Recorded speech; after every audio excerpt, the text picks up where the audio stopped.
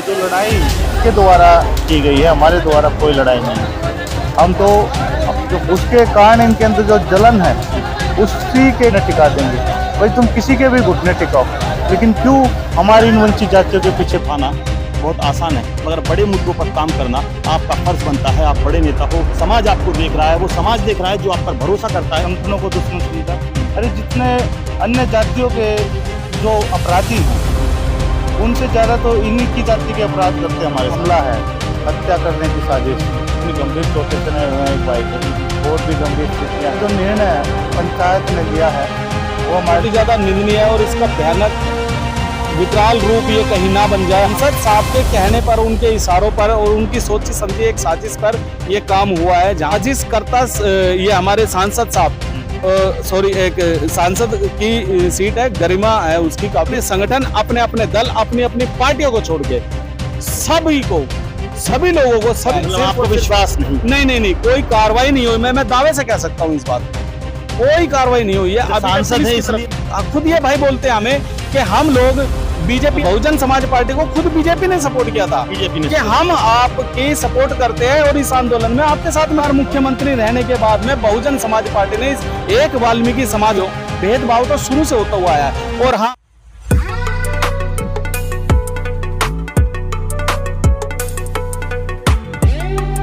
गाजियाबाद में विरोध प्रदर्शन। सांसद चंद्रशेखर रावण जो दलितों का नेता है, वाल्मीकि समाज उसके खिलाफ प्रदर्शन कर रहा है। और आप प्रदर्शन की जो देख रहे हो, उसके खिलाफ जो आंदोलन चल रहा है पूरे देश में चल रहा है, उसी आंदोलन के विपक्ष और पक्ष में कौन कौन है उस तक ये मैसेज जाना चाहिए। वीडियो को ज्यादा से ज्यादा वायरल करना, अपने चैनल को सब्सक्राइब करना, और ये बताना बहुत जरूरी है आज महासभा बैठी थी, उस महापंचायत में क्या निर्णय लिया गया है। पहले जानते हैं इन्हीं साथियों से। मेरे पीछे आप देख रहे हो काफी राष्ट्रीय अध्यक्ष जो बैठे हुए हैं, तमाम साथी यहाँ है। और युवा जो क्रांति करना चाहते, बदलाव देखना चाहते, अपनी ईमानदारी से अपने ईमानदारी की कमाई लेना चाहते हैं और चाहते हैं कि जिम्मेदार व्यक्ति उनको जिम्मेदारी से समझते हुए उनको इंसाफ दिलाए। क्या कहेंगे सर इस बारे में जो महापंचायत हुई है?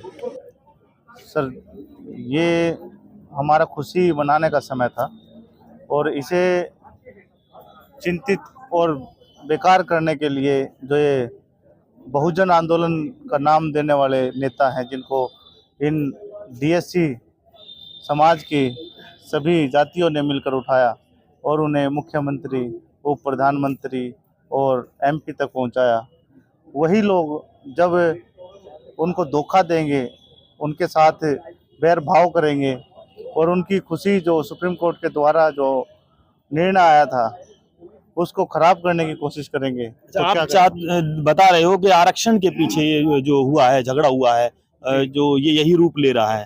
बिल्कुल, सिर्फ आरक्षण ना दिया जाए, हक ना दिया जाए। ये जो लड़ाई जो है वो वर्गीकरण की उनके द्वारा की गई है, हमारे द्वारा कोई लड़ाई नहीं है। हम तो जो फैसला आया है हम तो उसकी खुशी मना रहे थे, लेकिन उनको ये खुशी हजम नहीं हुई कि हमारे बच्चे भी अच्छे प्रकार से पढ़ेंगे, उन्हें भी रोजगार मिलेगा। तो इसीलिए उनकी जो चिढ़ है, उन्होंने सबसे पहले फैसला आते ही भारत बंद का आह्वान किया 21 तारीख का। उसके बाद जब हमने सुप्रीम कोर्ट का धन्यवाद किया 20 तारीख को जंतर मंतर पर, उसके बाद इन्होंने 21 को भारत बंद किया। उसमें किसी भी जो भी वंचित जातियां हैं किसी ने भी उनका साथ नहीं दिया, उसकी भी इनको चिढ़ हो गई। एक तो ये सुप्रीम कोर्ट में हारे, दूसरा 21 अगस्त को भारत बंद इनका असफल रहा, विफल रहा। उसके कारण इनके अंदर जो जलन है, उसी के कारण इन्होंने फिर 11 सितंबर के लिए भारत बंद का आह्वान किया कि हम केंद्र सरकार के घुटने टिका देंगे। भाई तुम किसी के भी घुटने टिकाओ, लेकिन क्यों हमारी इन वंचित जातियों के पीछे पड़े हो, जिन्होंने तुम्हें उठाया है, तुम्हें मनाया है, इतने बड़े बड़े लीडर बना दिए, और इसीलिए नहीं बनाए कि तुम उनका विरोध करो। आप लीडर उन्हीं को क्यों बनाते हो जो आपके साथ दगा करते हैं? देखिए, ये वंचित जातियां दिमाग से कम दिल से ज्यादा सोचती हैं और वो चतुर चालाक लोग हैं। उन पे भरोसा किया इसी उम्मीद में कि हाँ, एक ने धोखा दिया तो दूसरा नहीं देगा, तीसरा नहीं देगा, लेकिन सभी धोखा देते आ रहे हैं। अब वंचित वर्ग ने फैसला लिया कि हम इनसे अलग होकर अपने नए लीडर बनाएंगे और नए नेता तैयार करेंगे। अरे सर, मैं आपसे एक सवाल पूछना चाहूंगा। जो आपने बताया कि दलितों के नेता, और जैसे समाज पार्टी जो चंद्रशेखर रावण है, मायावती है, मान्यवर काशीराम जी है, आप सभी के नाम लेते हो, जो बहुजन समाज है उसका आप विरोध कर रहे हो, और ऐसे विरोध कर रहे हो जैसे कि वो आपके दुश्मन है। मगर आपने देखा होगा पहले ब्राह्मण जो वादी आप बताया जाता है, मनुस्मृति में जो दिखाया गया है, उनके विरोध और उनके पक्ष में जो लोग हैं आप उनका भी समर्थन करते हुए नजर आते हो। जैसे आपके कुछ लोग कहते हैं कि बीजेपी के हम लोग खिलाफ हैं, और बीजेपी पार्टियों ने आपका बहुत शोषण किया है, आपके सफाई कर्मचारियों का शोषण किया है, तो आप उनके खिलाफ आवाज क्यों नहीं उठाते? एक छोटे से मुद्दे को उठाना बहुत आसान है, मगर बड़े मुद्दों पर काम करना आपका फर्ज बनता है। आप बड़े नेता हो, समाज आपको देख रहा है, वो समाज देख रहा है जो आप पर भरोसा करता है, क्योंकि पूरे भारत में आंदोलन करते हुए आप ही लोग नजर आते हो, आप ही दमदार नेता नजर आते हो, और आप लोगों की पार्टी निर्माण नहीं हो पाती। क्या वजह है? देखिए, पार्टी भी निर्माण होगी, और रही बात उनके साथ लड़ने की, इनके कहने से हमने बहुत लड़ाइयाँ लड़ी हैं। हमने बीजेपी को भी दुश्मन समझा, इनके कहने से कांग्रेस को भी दुश्मन समझा, इनके कहने से आम आदमी पार्टी को भी दुश्मन समझा, सभी संगठनों को दुश्मन समझा। अरे जितने अन्य जातियों के जो अपराधी हैं उनसे ज्यादा तो इन्हीं की जाति के अपराध करते हैं हमारे साथ। अच्छा। कितनी घटनाएं ऐसी हैं, नोएडा में ही एक को थोड़े से पीट पीट के मारा, वो चमार जाति से ही था। अगर अपराधियों की जातियां देखी जाए तो सबसे बड़े अपराधी हम इन्हें ही कहेंगे। आज तक जितने भी शोषण हमारी वंचित जातियों के साथ होते आए हैं, उन वंचित जातियों का मुख्य कारण है अनपढ़ता, समाज में आर्थिक रूप से मजबूत ना होना। समाज में आर्थिक रूप से मजबूत नहीं है, अनपढ़ लोग हैं, शिक्षा के मामले में भी उनका जो वर्ग है वो पिछड़ा हुआ है। जिनों के साथ भी बलात्कार, हत्याएं, मारपीट ये सब होती हैं, वो सब आप उनके घर देखना, उनका बैकग्राउंड देखना, इतना सक्षम नहीं है। चलो, मैं बली सेना से राष्ट्रीय अध्यक्ष है, मैं आपसे विनती करूंगा, क्योंकि वीडियो बहुत कम लोग देखते हैं, मगर आपका फर्ज बनता है इस वीडियो को ज्यादा वायरल करना। सवाल बहुत है, समस्या बहुत है। अभी हमसे लोग कहते हैं कि आप वीडियो बड़ी लंबी बनाते हो, हम कहते हैं कि समस्या इतनी बड़ी है, ये वीडियो भी हमें घंटों की, 2 घंटों की और पूरा दिन चलाए तो वीडियो छोटी लगेगी, समस्या खत्म नहीं होगी। समस्याओं पर बात करनी है तो सिर्फ आज का जो मुद्दा था, जो महापंचायत की है, उस पर सवाल हो। महापंचायत ने क्या फैसला लिया है, आगे किस पर कार्रवाई की है, एफआईआर किस पर दर्ज हुई है, कितने लोग पकड़े गए हैं, एसीपी साहब क्या बोल रहे हैं, डीसीपी साहब क्या बोल रहे हैं, प्रशासन क्या बोल रहा है, नेताओं के ऊपर क्या कार्रवाई है, उन नेताओं पर जिनको आपने चुनकर बनाया था, ये जानना चाहता है वो जो समाज जो आप पर भरोसा करता है। देखिए, उन पर जो आपराधिक मामला है, हत्या करने की साजिश, आप मर्डर, वो लगना चाहिए, जिसके आदेश पर हुआ मुख्य अपराधी चंद्रशेखर आजाद रावण। फिर जो 12 से 14 लड़के जो वीडियो में दिखाई दे रहे हैं वो भी इसमें शामिल हैं, जो पुलिस प्रशासन का भी भय नहीं मानते और पुलिस प्रशासन के सामने भी मारपीट कर रहे हैं। अगर पुलिस वहां पर नहीं आती तो उनको मार ही दिया होता। इतनी गंभीर चोटें, सिर में 14 से 14 टाके आए हुए हैं एक भाई के, और भी गंभीर स्थितियां हैं। तो आज का जो निर्णय पंचायत ने लिया है वो हमारे लिए सर्वप्रिय है। जो भी फैसला हमें हमारे हक में है, जो भी उन्होंने कहा इस तरीके से कार्य करना है, हम उसे मानेंगे, लागू करेंगे। कुछ हमारे मुख्य समाज के लीडर थे, वो अंदर बैठे हुए थे, तो अभी जो भी फैसला है वो। अच्छा, अब ये बताइए, आंदोलन सफल आपका होता आया है, नहीं हुआ वो अभी तक नहीं देखा गया, मगर आपको जो जिम्मेदारी समाज ने दी है, आपको अपना नेता चुना है, क्या आप उनको ईमानदार नेता चुनकर दोगे या कोई नई पार्टी बनाओगे? आपने कुछ सोचा है अभी तक इसके बारे में? देखिए, राजनीति के बारे में हमारे और भी अनुभवी नेता हैं, वो सोच रहे हैं, वो विचार कर रहे हैं जो उनको ठीक लगे, और हम तो कार्यकर्ता हैं समाज के। चलो, कार्यकर्ता हो आप। आपको मैं बता दूं कि कहते हैं लोग पार्टी में जिम्मेदारी नहीं लेते, वाल्मीकि समाज बहुत जिम्मेदारी लेता है। मैं अपनी जो समस्या है उन समस्याओं को देखता हूं तो मुझे लगता है समस्या सिर्फ सभी की बन जाती है, सभी की समस्या होती है। जैसे आप जानते हो कि लोग शिकारी बन जाते हैं, मगर शिकार करने वाले वो लोग कौन होते हैं? जो छोटे तबके के होते हैं, जो कार्यकर्ता होते हैं, उनको शिकार बनाया जाता है, जिम्मेदार बनाया नहीं जाता। विकास कांगड़ा जी हमारे साथ है, बहुत एक्टिव है और समाज के प्रिय नेता है, ये भी कुछ बताएंगे। क्या कहेंगे सर आप इस बारे में? क्या आपका शोषण ऐसे ही होता रहेगा? देखिए, शोषण तो सदियों से होता हुआ आ रहा है और हम उसके लिए हमेशा लड़ाई भी लड़ते रहते हैं, सड़कों पे हो चाहे कोर्ट में हो। बात आती है इस घटना की, जब हमें इस घटना के बारे में पता चला तो आज की एक पंचायत की कॉल यहाँ के लोगों ने दी गई थी, तो हम इस पंचायत का एक छोटा सा हिस्सा बनने के लिए आए और ये आकाश चंदेरिया भाई है, जो मेरी बात हुई भाई से, हम यहाँ पर आए तो पंचायत के अंदर यहाँ पर कुछ हमारे जो यहाँ के लोकल लोग हैं और जो भी हमारे यहाँ के सीनियर है, उन्होंने अपने संगठन की तरफ से जो है एक कोर कमेटी जो बनाई है, और उस कोर कमेटी को बनाने के बाद में उन्होंने निर्णय लिया है कि इस कोर कमेटी के सदस्य इस लड़ाई को लड़ेंगे। बात आती है इस घटना की।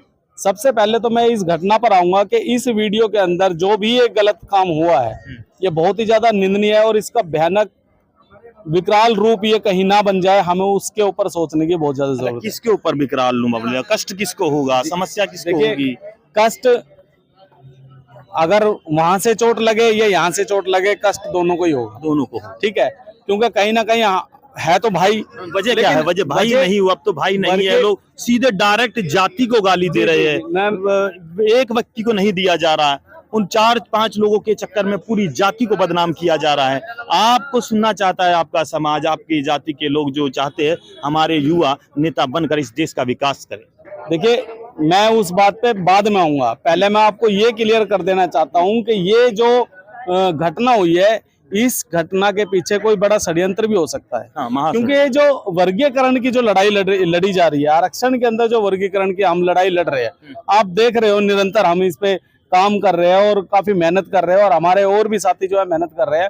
इस लड़ाई को हम कहीं ना कहीं जीत चुके हैं, और ये बौखलाहट उन लोगों के अंदर देखी जा रही है। अब मुझे ये नहीं पता कि उन भाइयों के समझ में नहीं आ रहा है या नहीं आ रहा है वर्गीकरण है क्या। इस वर्गीकरण से किसी को, जो चमार भाई है, इनको किसी को कोई नुकसान नहीं है। मैंने आपको पहले भी मैं एक बाइट में बोल चुका हूं जागो समाज चैनल में कि जस्टिस गुरनाम जी आयोग की जो रिपोर्ट है उसके अंदर साफ साफ आंकड़े दिखाए गए हैं, और जो मैंने आंकड़े दिखाए उस आंकड़े के अंदर वर्गीकरण होने के बाद भी चमार भाई हमारे से ऊपर ही है। मतलब उनको बेनिफिट जो मिलना है वो मिलता ही रहेगा, थोड़ा बहुत नुकसान उनका होना है, लेकिन छोटे भाइयों का और फायदा होगा। अब बात आती है इस घटना की। इस घटना के अंदर बोला गया है कि ये सारा सब कुछ जो है चंद्रशेखर जो सांसद है भाई, नगीना से मान्यवर सांसद साहब, एक गरिमा होती है, एक बहुत बड़ा पद है, और एक इस पद की जो गरिमा है वो बहुत बड़ी बात है उसके लिए। तो सांसद साहब के कहने पर, उनके इशारों पर और उनकी सोची समझी एक साजिश पर ये काम हुआ है, जहाँ जो ये लोग यहाँ पर बता रहे हैं। तो मैं तो इतना ही कहूंगा कि जितने भी उस वीडियो के अंदर वे जो मारने पीटने वाले लोग हैं, उनके ऊपर सख्त से सख्त कार्रवाई की जाए, और संवैधानिक तरीके से न्यायपूर्ण, बिल्कुल निष्पक्ष इसकी जांच की जाए। और अगर साजिश करता ये हमारे सांसद साहब, जिस सांसद की सीट है, गरिमा है उसकी काफी, अगर ये बिल्कुल सच है तो बिल्कुल कार्रवाई होनी चाहिए। ये संविधान के अकॉर्डिंग, चाहे एक छोटा से छोटा गरीब आदमी हो, चाहे प्रधानमंत्री हो, कार्रवाई दोनों पर बराबर होती है। आप क्या संदेश देना क्या चाहोगे? अब जो आपस में मनमुटाव ना हो, भाईचारा बरकरार रहे, आप लोगों की जो रोटी कोई और छीन के ना जाए, कोई फायदा कोई और ना उठा ले। सभी जातियों के लिए कोई ना कोई इंसाफ होता है, मगर इंसाफ करने वाले छोटे बड़े नहीं होते। अमीरी गरीबी की लड़ाई है, जैसे कि आप देखते हो हर जाति में गरीब पाए जाते हैं, और उन्हें भी आरक्षणों की जरूरत होती है। और आरक्षण देता क्या है उस पर पूरी वीडियो अगर आप देखो तो बाद में बात करेंगे। अभी आप कहना क्या चाहोगे? देखो, मेरा सिर्फ और सिर्फ एक छोटा सा संदेश यही रहेगा कि बड़ी सोच समझ की जरूरत है। ये जो लड़ाई है ये सिर्फ दिल्ली गाजियाबाद तक सीमित नहीं है, ये पूरे देश की लड़ाई है और पूरे वंचित वर्ग की लड़ाई है। हमें बहुत ही सूझबूझ से इस कार्य को करना होगा। अब ये जो लड़ाई वर्गीकरण की जो लड़ाई लड़ी जा रही है, अब मेरे ही लोगों को, जो वंचित वर्ग के लोग हैं, खास करके वाल्मीकि समाज के लोग हैं, उन्हीं को ये बात चुप जाएगी। आप अगर इस लड़ाई को अपने अपने बैनर तले, अपने संगठनों के तले अगर इस लड़ाई को लड़ना चाहते हो, तो मैं नहीं मानता कि आप इस लड़ाई को जीत सकते हो। कभी भी कोई भी लड़ाई अगर जीती जाती है तो वो पूरी एकता, पूरे एक परिवार, पूरे एक समुदाय को एकत्रित होने के बाद ही उस लड़ाई को जीता जा सकता है। मेरी सिर्फ और सिर्फ अपने पूरे समाज से, पूरे वंचित वर्ग से एक ही अपील है कि अपने अगर आप चाहते हो कि आपके आने वाली पीढ़ी को हक अधिकार मिलना चाहिए, आरक्षण वर्गीकरण होना चाहिए, और डीएससी वर्गीकरण के लिए जो हमारे पहले से जो लोग लड़ाई लड़ रहे हैं, उन लोगों की जीत होनी चाहिए। तो मेरी हाथ जोड़ के विनती यही है कि इस समय अपने ये जो संगठन है, अपने अपने संगठन, अपने अपने दल, अपनी अपनी पार्टियों को छोड़ के सभी को सभी लोगों को, सभी बुद्धिजीवी को, जितने भी सोशल एक्टिविस्ट है, उन लोगों को इस लड़ाई को एक झंडे के नीचे लड़ना चाहिए। जहां बात अलग अलग संगठन की आएगी, मैं नहीं मानता कि आप इस लड़ाई को जीत सकते हो। सदियां बीत जाएगी अगर संगठन की तरफ से अगर आप लड़ाई लड़ोगे तो। एफआईआर अभी जैसा कि हमें यहाँ पे पता चला, एसीपी साहब आए थे, एसएचओ साहब आए थे, पूरी पुलिस की बटालियन यहाँ पर आई थी, और हमने यहाँ पे देखने को यह मिला कि जैसा कि पुलिस हमेशा बोलती है, आश्वासन दिया जाता है। अभी आश्वासन ये दिया गया है कि हम पूर्ण तरीके से और अच्छी कार्रवाई इसमें करेंगे, निष्पक्ष जांच करेंगे और दोषियों को सख्त कार्रवाई की जाएगी। मैं शुरू से इस लड़ाई को, मैं इन चीजों को देखता हुआ आ रहा हूँ। हमेशा ये मुद्दे जब ठंडे पड़ जाते हैं तो कोई यहाँ पे नहीं आता, कोई पंचायतें नहीं होती, कोई सोशल एक्टिविस्ट, कोई संगठन देखने के लिए नहीं आता। एक ये आकाश भाई और दूसरा साथी हमारा, ये घर में अकेले रहेंगे और ये सड़कों पे और अदालतों के इनकी चप्पलें घिस जाएगी, कार्रवाई नहीं होगी। आश्वासन से बात नहीं बनती। यहाँ पर सिर्फ और सिर्फ एक आश्वासन दिया गया है कि आपकी एफआईआर दर्ज कर दी गई है। वो ये बताया नहीं गया कि कौन से एक्ट में, कौन सी धाराओं पे एफआईआर दर्ज हुई है, एफआईआर का नंबर क्या है। मतलब आपको विश्वास नहीं? नहीं, कोई कार्रवाई नहीं हुई। मैं दावे से कह सकता हूँ इस बात को, कोई कार्रवाई नहीं हुई है। सांसद है इसलिए नहीं हुई या फिर? बिल्कुल ये बात हो सकती है कि सांसद है और एक बड़ा पद है, उस पद की गरिमा है, सबूत ना हो, सबूत ना हो। सबूत है ना, वीडियो है ना। ऐसे तो कोई भी कह देगा मुझे वो मार के गया, उसे पकड़ लेगी। देखिए सुनो, वीडियो है, उस वीडियो के अंदर वे बंदे मारते पीटते हुए चंद्रशेखर आजाद नहीं दिख रहे। चंद्रशेखर आजाद जी का झंडा है और उसके अंदर वो दिखाई दे रहा है। मतलब कहने का मतलब ये है कि ये तो क्लियर होता है कि आजाद समाज पार्टी के लोगों ने उस भाई को मारा है, ठीक है। और रही बात, चंद्रशेखर भाई साहब वहीं पर मौजूद थे, अगर वो चाहते तो इस घटना को अंजाम नहीं दिया जा सकता। दंगाई कोई भी देश बनाकर आ सकता है। हाँ, दंगाई कोई भी बना सकता। खुद ये भाई बोलते हैं हमें कि हम लोग बीजेपी आरएसएस के लोग हैं, जबकि भारत बंद जब 21 अगस्त का जब ये कॉल दी गई थी हमारे चमार भाइयों की तरफ से, चंद्रशेखर आजाद और बहन जी की तरफ से, तो बहन जी को, बहुजन समाज पार्टी को खुद बीजेपी ने सपोर्ट किया था, बीजेपी ने कि हम आपकी सपोर्ट करते हैं और इस आंदोलन में आपके साथ में खड़े हैं। खुद न्यूज पे भी चला था, मैं आपको खुद बता रहा हूं इस बात का। फिर बाद में जब वो आंदोलन 21 तारीख को ही वो बंद कर दिया। 4 बार मुख्यमंत्री हमारी बहन जी रही, 4 बार मुख्यमंत्री रहने के बाद में बहुजन समाज पार्टी ने इस वंचित वर्ग को दिया क्या? एक वाल्मीकि समाज को कोई पार्षद, विधायक या एमपी की टिकट दी हो? भेदभाव तो शुरू से होता हुआ आया है। और हाँ, रही बात भारत बंद की, ये विफल इसलिए रहा क्योंकि 2 अप्रैल 2018 का आंदोलन हुआ है, खूब सफल हुआ है, कहां से जगह प्रदर्शन हुआ है, कहां से लोग निकले हैं, वीडियो चल रही है। एक जगह बताइए जहां पर पूरा चक्का जाम हुआ। मैंने अपनी वीडियो में दिखाया, मैं दिल्ली घूम रहा था। वीडियो देखना, दूसरी वीडियो में हम आपको दिखाएंगे कि किन किन मुद्दों पर जो आपके सवाल कमेंट में आते हैं, उन सवालों पर जवाब कौन देगा, सटीक जवाब देगा जो समाज को आगे लेके जाए, इस देश की उन्नति हो और देश में, पूरी दुनिया में इस देश का नाम हो, भाईचारे का नाम हो, जैसे कि पहले पहचाना जाता था।